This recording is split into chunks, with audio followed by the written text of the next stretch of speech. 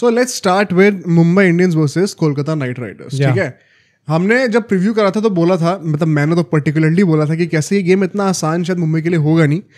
On paper हमेशा से एक साइकोलॉजिकल एडवांटेज रही है मुंबई के पास बहुत बड़ी, पर केकेआर ने पिछले 5 में से 4 बार मुंबई को हराया है. और पिछले साल डबल बीट करा था. पर जिस तरीके से मुंबई ने लताड़ा है ना, एक वो मीम देखा था मैंने कि केकेआर का एक फैन है, वो रो के बोल रहा है मुंबई पापा एरा इज बैक. तो एग्जैक्टली वही हुआ है भाई इस बार. तो मतलब कोई कंपटीशन नहीं था. It is easily the biggest humiliation of this season so far. SRH जो 1-2 मैचेस हारे थे 15-16 ओवर के अंदर, लेकिन nothing comes close to this. क्या इनिशियल थॉट्स है इसको लेके? आई थिंक मैंने भी एक्सपेक्ट नहीं करता कि केकेआर इतना गंदा हारेगी, स्पेशली बिकॉज लास्ट मैच वो एक कन्विंसिंग विन के साथ आए थे अगेंस्ट आरआर. तो आई थॉट कि यार कैंप के अंदर भी चीज़ें इंप्रूव होंगी, प्लेयर्स भी थोड़े मोटिवेटेड होंगे. प्लस इस मैच में नारायण वापस आने वाले थे, तो मुझे उनसे भी एक्सपेक्टेशंस थी कि भाई आके वो अच्छा परफॉर्म कर सकते हैं.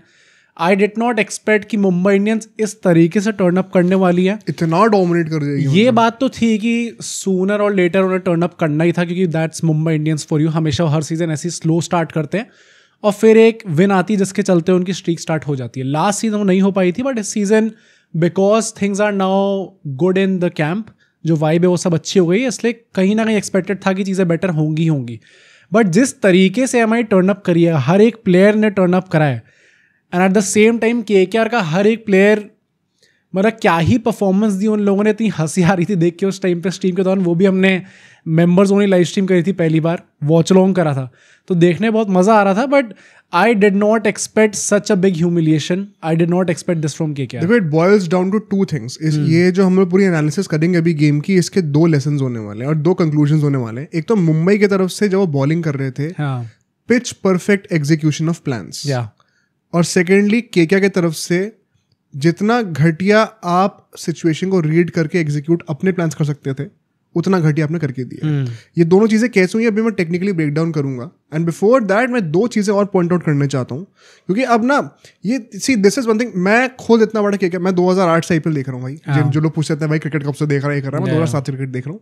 और 7 का T20 वर्ल्ड कप भी देखा था पूरा, और आईपीएल मेरे सामने ही बना है, और मैं 2008 से केकेआर को सपोर्ट भी कर रहा हूँ. ये जो रिसेंट डेज में एक हिपोक्रेसी मुझे दिखती है ना फैन बेस में, कि अराउंड वेंकटेश सही है. बिकॉज जब गिल के ओवर उनको चूज करा गया था तो ये था कि भाई आपने कैसे कर लिया, गिल हमारे नेक्स्ट स्टार होने थे, and I actually agree with that. उसके बाद वेंकटेश अय्यर ने नॉकआउट से परफॉर्म कर दिया, तो लोग कह रहे नहीं भाई क्लच प्लेयर है, इसको तो रखना ही चाहिए था. टू द पॉइंट कि जब 24 करोड़ उनके ऊपर खर्च करे गए तो लोग जस्टिफाई कर रहे थे उस चीज़ को. हमने इस चीज़ को कॉल आउट करा था आईपीएल ऑक्शन के बाद से. हमने 3 वीडियोस बनाई थी specifically on all the squads, and इसमें हमने केकेआर को 3 बार बोला था कि आपने क्या करके दिया मेरे को समझ में नहीं आ रहा है.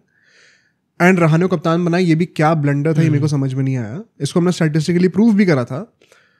बट अभी दोनों ही चीज़ें, लाइक रहाने की कप्तानी पे जेन्युइनली क्वेश्चंस हैं. 2-3 टैक्टिकल डिसीजन मुझे सच में समझ में नहीं है, मैं क्वेश्चन करना चाहता हूँ with all do respect. And Venkatesh Iyer का रन नहीं है, चलो ठीक है नहीं है भाई. अभी पूरी फैन बेस क्यों पलटी हुई है कि ये तो फ्रॉड है और इनको तो हमें 24 करोड़ देने नहीं चाहिए थे. आप ही वो लोग हो जो कह रहे थे कि नहीं एकदम सही डिसीजन लिया है.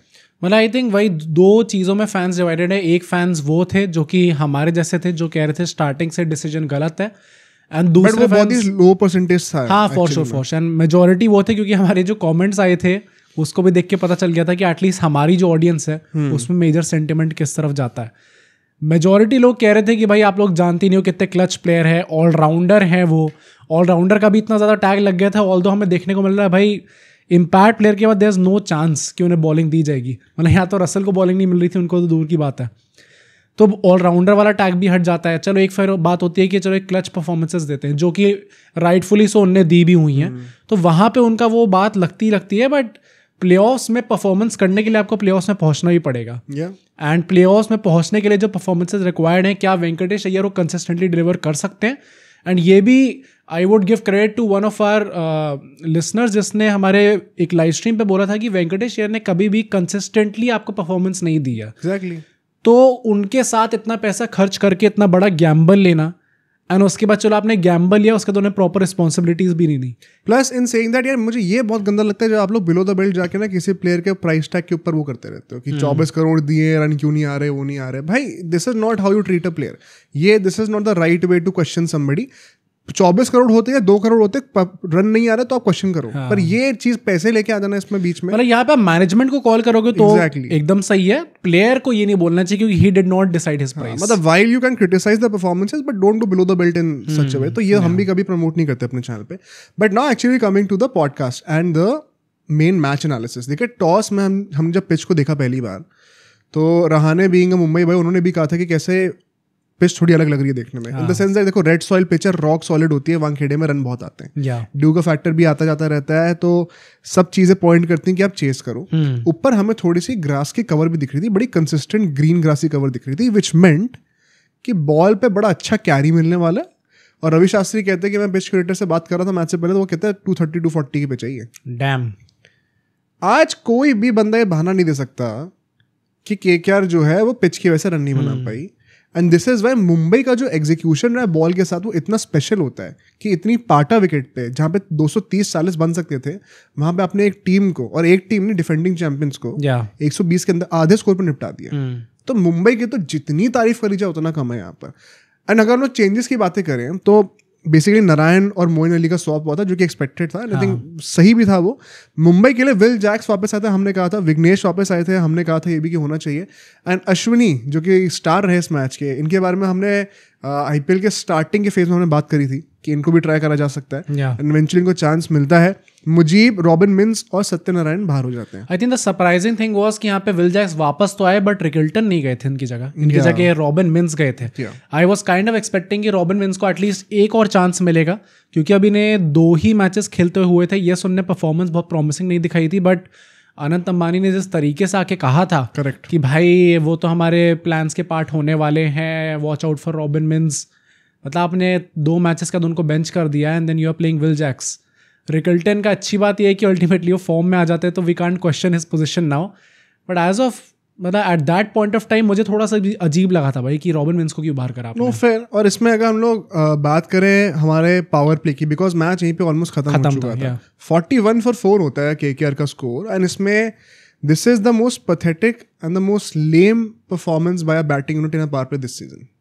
बड़े क्लियरली बहुत दिखता है इसमें। एंड ये किस तरीके से मुंबई का इसमें ब्रिलियंस रही है डिसिप्लिन दिखाने में अपने प्लान्स को लेके, वो मैं अभी आपको टेक्निकली एक्सप्लेन करता हूँ।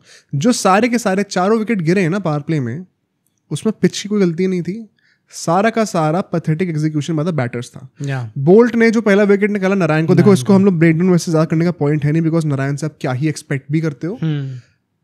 ही is in a sense a tail ender जो कि थोड़ा स्वॉश बकलिंग कर लेते हैं, बट सी ट्रेंट बोल्ट का हमें पता है कि विद द न्यू बॉल उनका जो ट्रेडिशनल शेप रहता है बॉल का, it goes away from the left hander. Ball थोड़ा सा शेप लेके लेफ्ट हैंडर से बाहर जाती है, स्विंग करती है।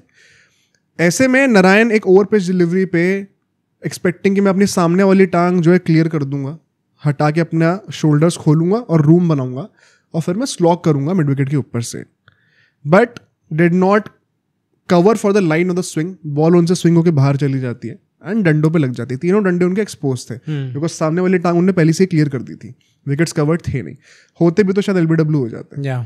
तो अब मैं देखो इसमें टेक्निकली मैंने बता दिया क्या गलती थी, लेकिन अब इसको आप क्या ही ब्लेम करोगे नारायण से, anything that comes as a bonus. I think the entertaining thing was Boult ने जेन्युइनली फुटबॉल खिला दिया भाई इस बार। अरे भाई, जो हमेशा कहते हैं कि वो 1 for 1 दिखेगा या फिर 2 for 1 दिखेगा, वो जेन्युइनली देखने को मिल रहा था यहाँ पे। फिर हम देखते हैं Quinton de Kock and Deepak Chahar को वो स्लॉक करने का ट्राई करते हैं।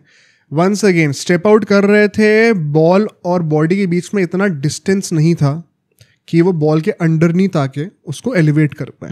ठीक है, थोड़ा सा आपको डिस्टेंस चाहिए रहता है, एकदम ही मुंह के नीचे।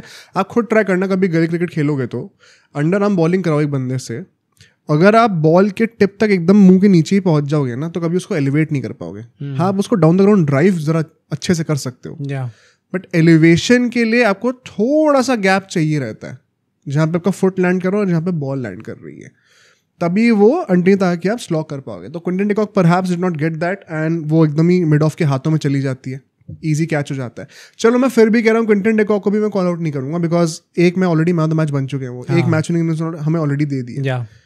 बंदा अगर एक पूरे सीजन में 3-4 ऐसी इनिंग भी खेल जाए तो उनका सीजन सक्सेसफुली होता है। तो अभी 3 में से 1 उन्होंने कर दिया, अच्छा सक्सेस रेट चल रहा उनका।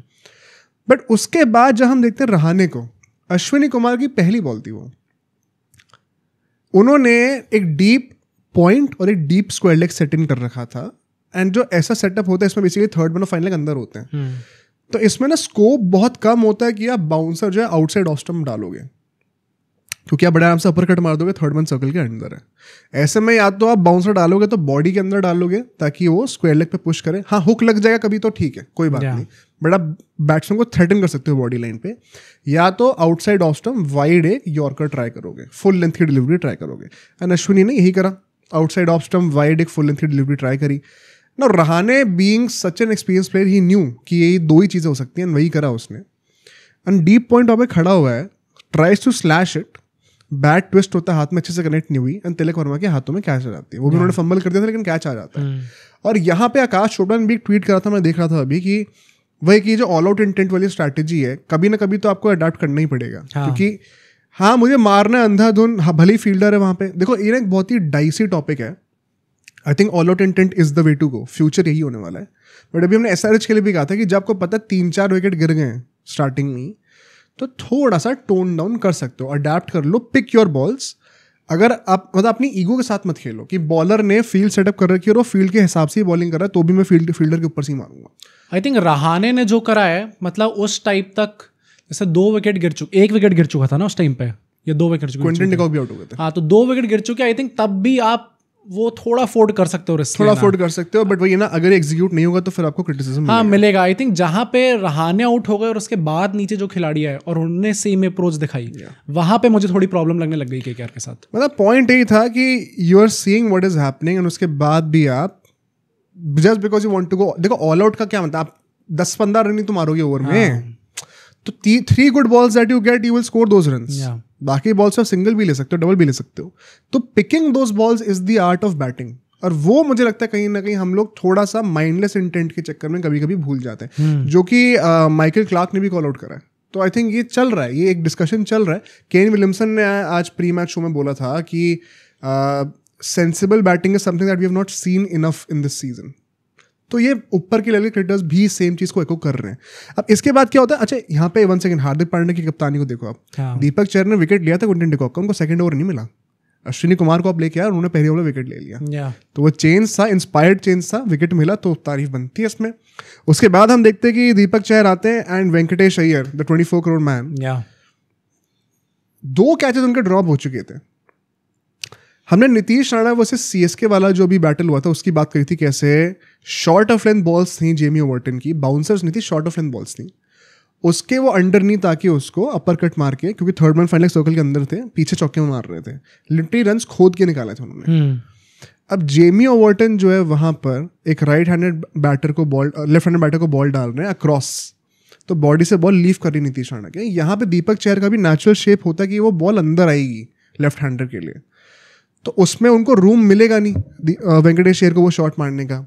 He was crammed for the room, अच्छे से बॉल कनेक्ट नहीं हुई, विकेट कीपर के हाथ में चली गई। तो poor choice of selection of shot and poor choice of picking the delivery which is to be scored. I think और प्रॉब्लमैटिक चीज वो थी जब वो स्टार्टिंग में 2 बार आपके कैचेस छूट चुके हैं, उसके बाद तो यार आपको थोड़ा समझ जाना चाहिए था, मतलब क्लियरली आप उस कंडीशन में उन बॉलर्स के अगेंस्ट कंफर्टेबल नहीं थे। तो अगर आप थोड़ा सा टाइम दे देते अपने आप को, यहाँ पे भी उन्होंने टाइम लिया, अच्छी खासी 10 बॉलें तो लिए उनने नहीं, बट उन 10 बॉलों में कभी भी ये इंटेंशन नहीं था कि मैं टाइम लूंगा। हाँ राइट, मतलब अगर थोड़ा सा वेट करते और अपनी बैटिंग कैपेबिलिटीज को, अपनी बैटिंग एबिलिटी को थोड़ा बैक करते कि मैं बाद में आके कवर अप कर लूंगा इन चीज़ों को, वो आपने बिल्कुल नहीं दिखाया। जब आप पता है आपको 2 कैचेस आपके छूट चुके, clearly you are not in good form. On the other hand दूसरी साइड से रघुवंशी एकदम बढ़िया टच में लग रहे थे भाई साहब। रघुवंशी की बातें करते हैं, देखो अगले 4 ओवर में, अब सोचो अगर ये क्लिप इतनी बढ़िया थी तो पूरा का पूरा पॉडकास्ट कितना बढ़िया होगा। तो अगर आपको इसी क्लिप का पूरा पॉडकास्ट देखना है तो यहाँ पे क्लिक करिए, और अगर आपको ऐसे ही और क्लिप्स बिंज वॉच करनी है तो यहाँ पे क्लिक करिए।